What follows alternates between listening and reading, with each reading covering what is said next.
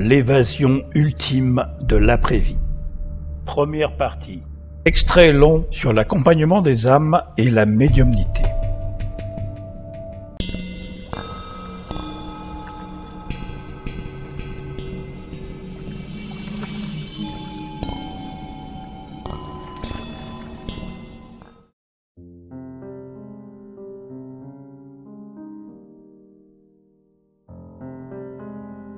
Expérience d'accompagnement d'un proche vers l'après-vie. Mab nous parle du départ de son père et de la médiumnité.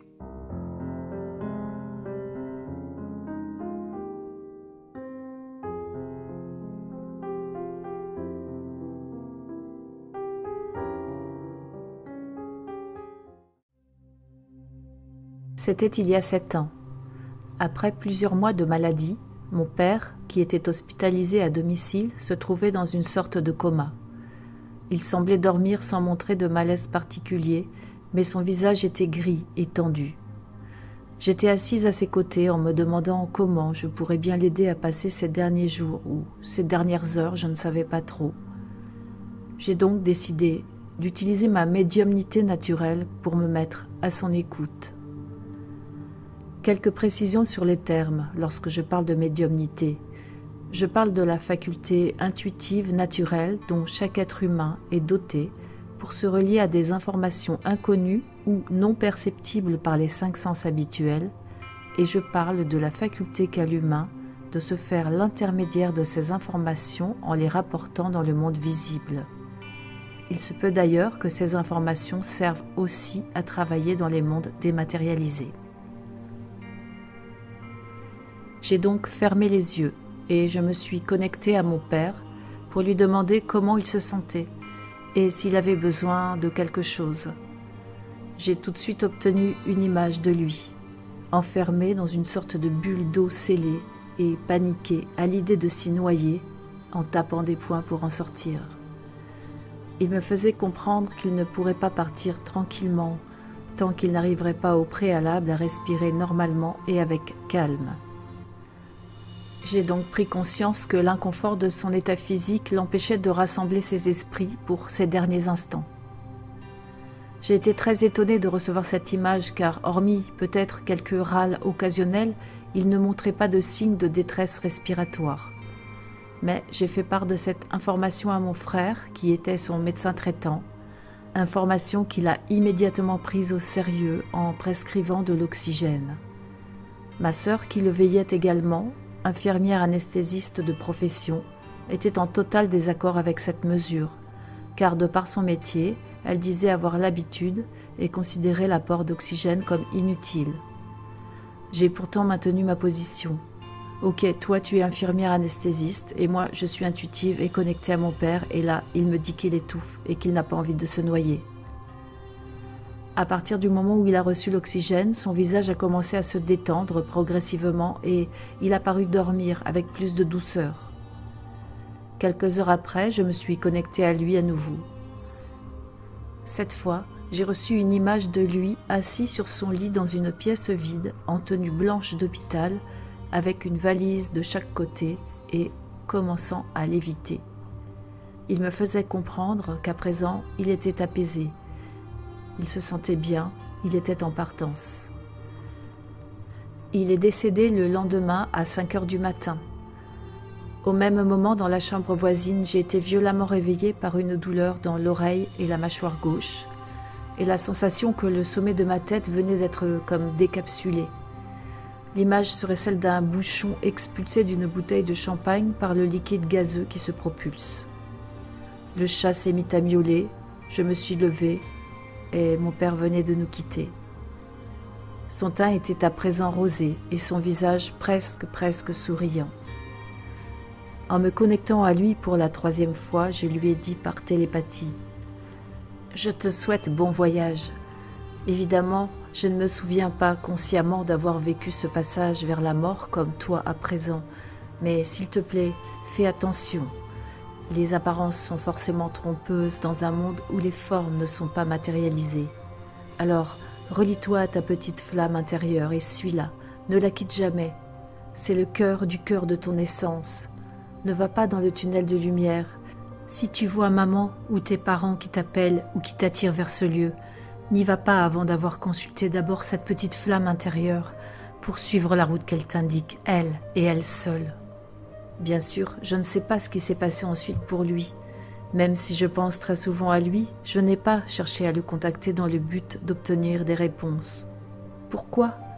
Parce que même si j'estimais avoir un contact avec lui depuis l'au-delà, comment être sûr que ce n'est pas une entité qui hack les informations et qui parle à sa place ? Je n'ai aucune garantie de cela, et personne au monde n'a aucune garantie de cela. Je ne peux absolument pas vérifier qui initie vraiment les informations données par l'astral, si précises soient-elles, et surtout dans quel but. Dans quel but ? Une information correcte et utile peut aussi servir un dessein inavouable. Bon, j'ai tout de même la sensation que mon père est vraiment parti, mais il s'agit peut-être plus d'un souhait que d'un fait. Par ce récit, j'ai voulu témoigner très sommairement, trop sommairement, de mon expérience, de ce que, selon moi, nous pouvons et ne pouvons pas. Voici quelques exemples pour résumer. Nous pouvons aider les mourants avant le passage, en recueillant puis en communiquant leurs besoins essentiels afin d'améliorer leur confort de sortie. Nous pouvons les accompagner durant leur sortie en leur recommandant d'être prudents et consciemment concentrés sur leurs forces, leur flamme intérieure, afin d'aviser selon ce qu'elle leur montrera. Nous pouvons penser à eux après leur décès et leur dire combien nous les aimons infiniment, sans pour autant vouloir tenter de les ramener. Un deuil peut être terriblement difficile, voire impossible à accomplir, mais si nous les aimons, il est important que nous puissions formuler des intentions de libération totale et définitive à leur égard, sans chercher à les retenir d'une façon ou d'une autre dans cette dimension captive. Sans non plus créer de liens de dépendance avec la communication relevant des plans astraux, car nous nous offrons, dans ce cas, à toutes sortes de manipulations. Au moment du décès, nous ne pouvons pas précipiter les défunts abusivement vers des rituels, des tunnels, des accompagnements, des dogmes que nous avons établis à l'avance pour eux et qu'ils n'ont pas forcément choisis. Qui sait d'ailleurs si au dernier moment, selon ce qu'elle vit, une personne croyante, athée, ignorante ou autre n'a pas décidé de vouloir faire volte-face tout à coup par rapport à ses croyances initiales. Mesdames, messieurs, aucun médium people, aucun passeur d'âme labellisé, aucun promoteur de NDE ne vous dira jamais cela, même lorsqu'ils agissent de bonne foi, généreusement et avec morale.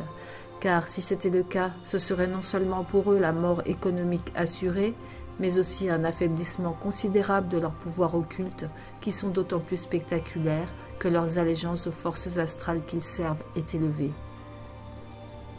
A contrario du business de l'astral, la médiumnité naturelle humaine, ainsi que tous les autres dons psychiques, tels que par exemple guérison, télékinésie, prémonition, etc., s'obtiennent éventuellement par un travail long et assidu de réintégration de nos fractales d'âme en dehors de toute allégeance captive vers des puissances extérieures.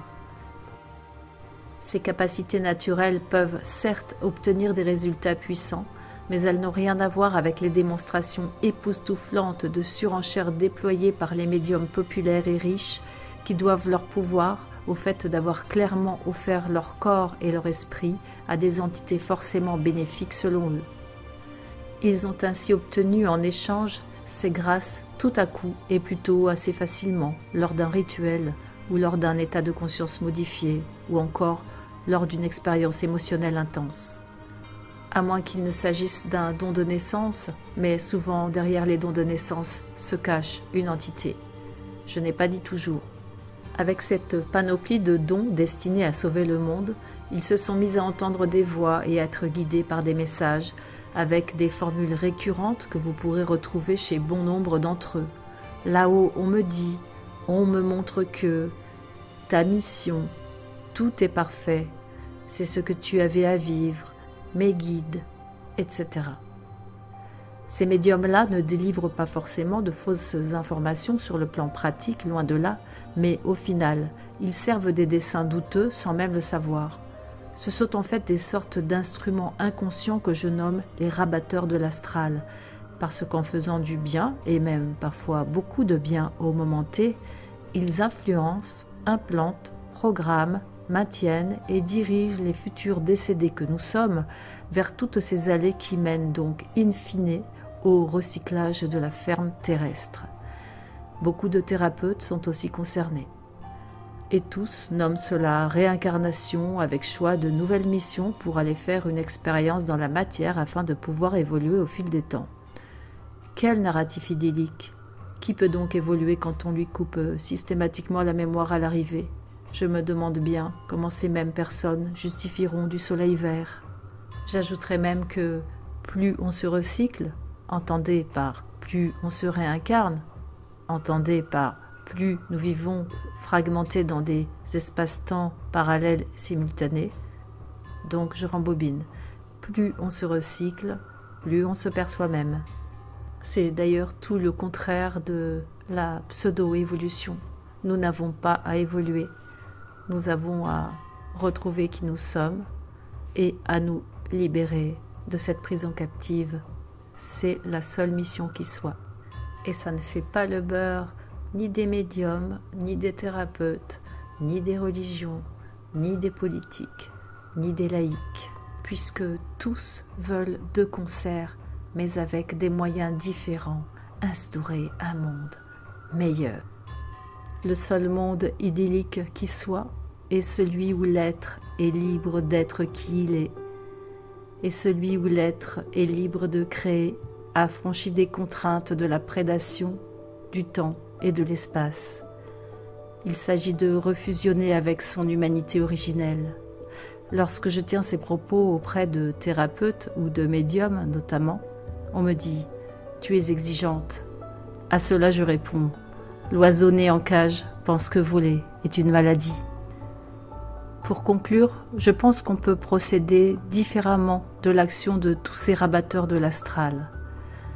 Nous pouvons, sans prêter aucune allégeance, et donc cela demande plus de temps, d'efforts et de travail, recouvrir nos capacités médiumniques et l'ensemble des capacités dites psychiques dont nous sommes naturellement dotés en qualité d'êtres humains véritables. Nous pouvons ainsi non seulement nous réparer nous-mêmes du rapt de notre essence originelle, dont la prédation nous a privés parce qu'elle redoutait précisément notre pouvoir, mais nous pouvons aussi aider les autres lorsque c'est nécessaire. En les aidant, nous pouvons inviter ces autres personnes à reprendre les clés d'accès à leur propre nature humaine afin qu'elles retrouvent leur force, leur étincelle propre. Ce sont des mots tout ça, c'est compliqué à définir, mais c'est seulement ainsi qu'elles pourront éviter le piège du recyclage. Au même titre que dans notre vie incarnée nous aidons ou nous nous faisons parfois aider, nous pouvons également dans ce travail solliciter des collaborations externes dématérialisées ponctuelles selon des intentions extrêmement précises. Mais ce sujet est trop long à expliquer ici et bien souvent mal compris. Et si cela est mal compris, donc mal fait, alors nous nous retrouvons en état de possession et de manipulation astrale, tout comme dans le processus que j'ai décrit plus haut. Vous voyez bien que marketingment parlant, toutes ces perspectives, subtilités et précautions sonnent beaucoup moins glamour et tonitruantes que le grand business médiumnique et le grand cinéma des passeurs d'âme habituels.